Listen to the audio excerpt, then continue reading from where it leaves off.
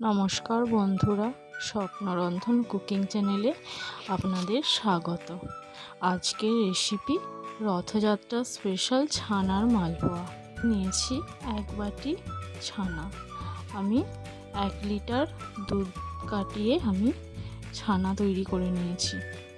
যেই বাটিতে ছানা নিয়েছি ওই বাটিরই 1 বাটি নিচ্ছি ময়দা এবং ছানার পরিমাণ 1 রাখতে হবে। এবং আমি যতটুকু ছানা নিয়েছি তার অর্ধেক নিয়েছি সুজি, নিয়েছি 1 চামচ মৌরি এবং 1 চামচ এলাচের গুঁড়ো।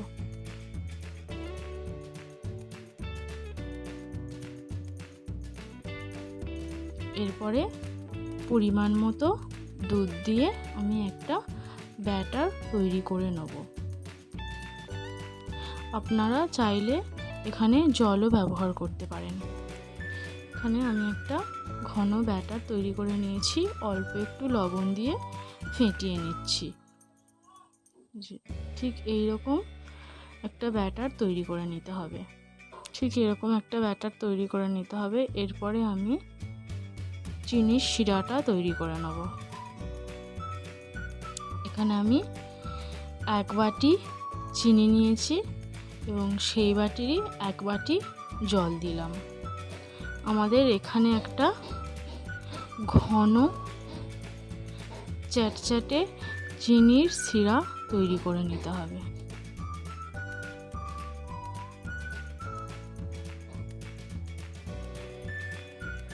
চিনিটা গলে যাওয়ার পর 3 থেকে 4 মিনিট ফুটিয়ে নিলেই আমাদের চিনির শিরা রেডি হয়ে যাবে। এরপরে আমি একটা কড়াইয়ে তেল গরম করে নিয়েছি।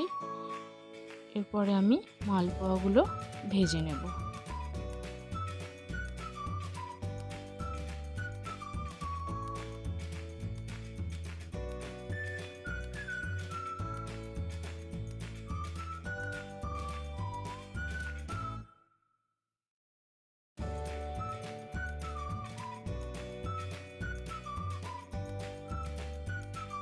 এক পিঠ হলে আমি আরেক পিঠ উল্টিয়ে দেবো। যেহেতু ছানার মালপোয়া সেহেতু বেশি ফুলবে না, ভয় পাওয়ার কোনো কারণ নেই। চিনির শিরায় দিলে এটা একদম নরম তুলতুলে হয়ে যাবে।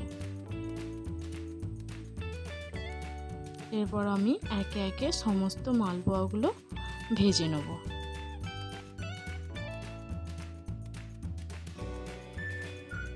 দেখুন আমার কত সুন্দরভাবে মালপোয়াগুলো ভাজা হয়ে গেছে। এরপর আমি চিনির শিরায় 2 থেকে 3 মিনিট রেখে দেবো। এইভাবে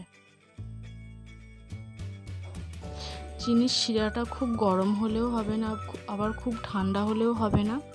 এবং মালপোয়াগুলো ভাজার পরই সঙ্গে সঙ্গে এই চিনির শিরায় দিয়ে দিতে হবে। আমার 2 থেকে 3 মিনিট রাখা হয়ে গেছে। আমি এবারে মালপোয়াগুলো তুলে নিচ্ছি। দেখুন মালপোয়াগুলো কত সুন্দর রস টেনেছে এবং নরম তুলতুলে হয়েছে।